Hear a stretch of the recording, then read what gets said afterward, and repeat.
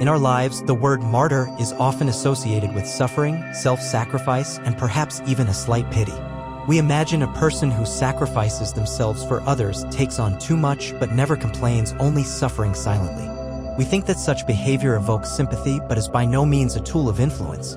We tend to believe that to get what you want, you need to be strong, persistent, and able to demand. But what if this belief is incomplete? What if there's a paradoxical yet incredibly powerful way to manipulate, or more precisely, subtly influence others, making them feel obligated or guilty so they themselves do what you need by leveraging your perceived self-sacrifice?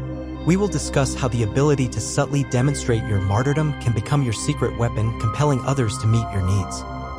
This is not about self-harm or genuine suffering, but about a deep understanding of human psychology and its tendency towards guilt and obligation. In the first part, we touched upon the paradoxical question of how perceived self-sacrifice can become a powerful tool of influence, allowing you to get what you want without direct demands. Now we will delve into the psychological mechanisms that make martyrdom such an effective tool for covert influence. It's important to understand that this is not direct aggression, not an attempt to evoke fear or coerce someone by force. On the contrary, it is a skillful use of natural human tendencies towards empathy, guilt, and the deeply ingrained desire to be good in the eyes of others. These mechanisms are activated at a subconscious level, creating subtle but powerful pressure. Firstly, it's eliciting guilt and pity. This is one of the most fundamental and powerful levers of influence. When a person sees someone suffering, experiencing difficulties, or sacrificing themselves, even if the sacrifice is merely perceived or exaggerated, they often develop a subconscious feeling of guilt. This can manifest in thoughts like, "I shouldn't let him suffer like that, I could have helped, but I didn't," or "It's unfair that she bears such a burden." This feeling of guilt, this internal discomfort, compels them to act. People seek to alleviate guilt, and the simplest way for them is to do something for the martyr to ease their plight or their own conscience. Imagine a colleague in a New York office who always takes on the most unpleasant, routine, and thankless tasks. For example, filling out tedious spreadsheets, organizing inconvenient meetings, or dealing with the most demanding clients. They stay late, sigh quietly, sometimes demonstratively rub their temples, or utter phrases like, "Oh, this is so hard, but someone has to do it." Or, "I don't know how I'll manage all this, but I'll try."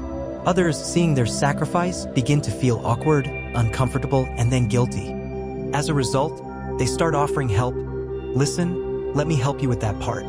Or voluntarily take on some of their responsibilities. "You know what? I'll take over some of your calls."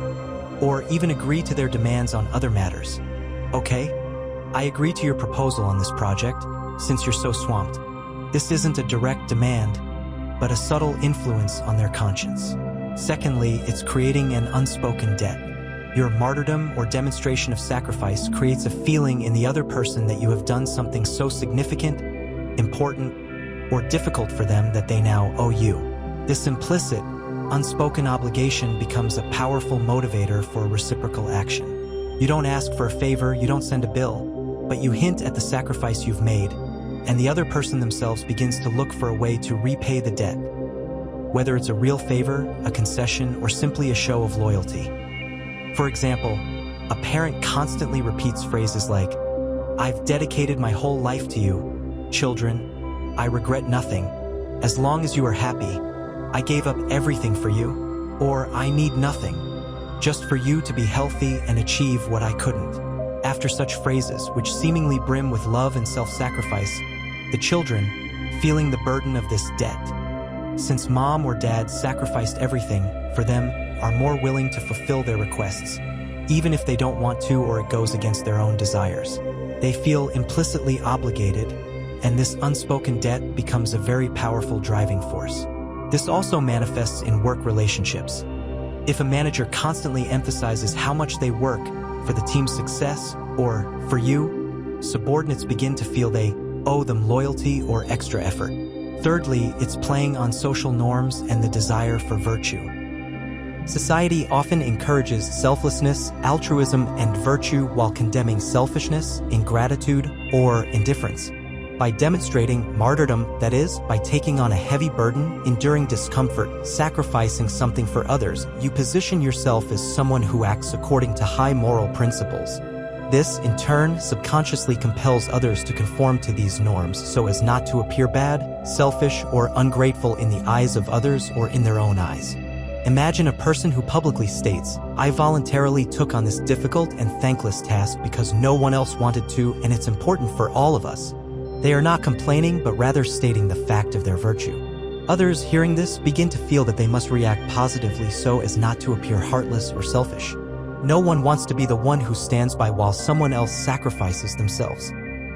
This creates pressure to conform to virtuous behavior, whether it's offering help, praise, or a concession in an argument. In Western culture, where individual achievement is valued but so is teamwork, this mechanism works particularly subtly. You present yourself as a player willing to sacrifice for the common good, which earns respect and a desire not to let you down. All these principles are based on subtly influencing the emotions and subconscious of others, making them act in your interest, not because you command, but because you activate their internal mechanisms of guilt, obligation, and desire for social acceptability. This is a powerful tool that, if used consciously, allows you to get what you want while maintaining an appearance of nobility and altruism. In the first part, we touched upon the paradox of martyrdom as a tool of influence, and in the second, we delved into the psychological mechanisms that make it so effective, eliciting guilt and pity, creating an unspoken debt, and playing on social norms. Now we will move on to more specific tactics that allow you to use your martyrdom as a weapon to achieve what you want while maintaining an appearance of nobility and altruism. These methods allow you to subtly manipulate the dynamics of relationships, guiding them in the desired direction without resorting to direct requests or pressure. Firstly, it's subtly signaling sacrifice without direct complaint. Instead of openly complaining about your hard lot or directly demanding help, demonstrate your hardship through nonverbal cues or indirect, barely noticeable remarks. The idea is to make the other person themselves notice your sacrifice and draw conclusions. For example, if you've taken on too much work or an unpleasant task, instead of saying, "I'm tired" or "I need help," you might demonstratively stay late at the office with a weary yet heroic look, sighing heavily when someone passes by. Or casually mention your huge to-do list and sleepless nights, but in a tone that implies, "I'm doing this for everyone, even though it's very hard." This can evoke sympathy and, as a result, an offer of help from colleagues who, seeing your selflessness, will feel obligated to respond. Secondly, it's providing a sacrifice that is easily noticeable. Just something that requires obvious effort, time, or discomfort from you, but that will be clear and easily noticed by others. This should be an action that highlights your self-sacrifice. For example, take on the organization of a complex and thankless event that no one else wants to do, say, a corporate picnic for the entire company, including booking a venue, ordering food, and entertainment for 200 people.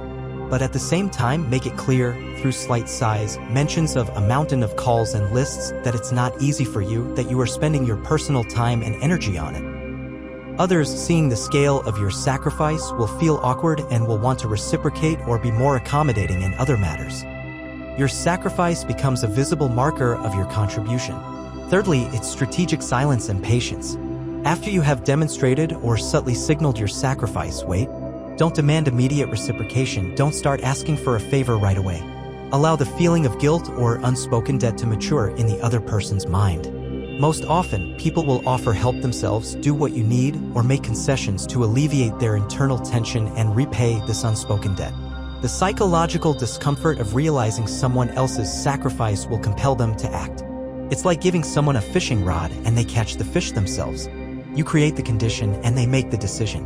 For example, you consistently take on the organization of all family holidays, spending a lot of time and effort on it, but subtly signal your fatigue without complaining directly. Then comes the next big date. Instead of asking relatives for help, you simply wait. One of them, remembering your previous efforts and feeling awkward, might offer themselves, "Listen, how about Maria and I help you with the organization this time?" Or, "I'm willing to take on the cooking." Fourthly, it's framing your actions as exclusively altruistic. Always emphasize that you are doing something not for yourself, but for the common good, for you, because I care so much about us, because your happiness is important to me. This reinforces the other person's sense of obligation and guilt as their personal interests or the group's interests become the reason for your sacrifice. For example, instead of saying, "I bought concert tickets because I wanted to go," say, "I bought these tickets because I knew how much you or we wanted to go to this concert and I really wanted to do something nice for you, even if I had to sacrifice my time/money to get them." You present your action as a selfless act of care rather than the fulfillment of your own desire. This evokes a reciprocal feeling of gratitude and obligation. Similarly, if you take on extra work, I took this on because I know how much it will help the team succeed, rather than, I need this for my bonus. All these tactics use people's tendency towards guilt, obligation, and the desire to conform to social norms to get what you want without resorting to direct requests or open confrontation. You are not commanding. You are creating conditions in which the other person wants to act in your interest, believing that it is their own decision, dictated by their conscience or their desire to be good. In conclusion, we emphasize that turning martyrdom into a weapon is not a way to cause harm or directly control people. It is a deep understanding of social psychology and the use of subtle, indirect mechanisms of influence that activate guilt and obligation. This allows you to advance your interests or guide a group without having formal authority while maintaining an appearance of nobility. True strength here is manifested not in demonstrating aggression or authority, but in the ability to subtly signal your self-sacrifice, initiating a chain reaction that compels others to act in your interest. Consider how you can implement these principles in your daily life, at work, in the family, in communication with friends. This will allow you not only to effectively achieve your goals, but also to become more perceptive in understanding human motives, managing relationship dynamics without direct confrontation.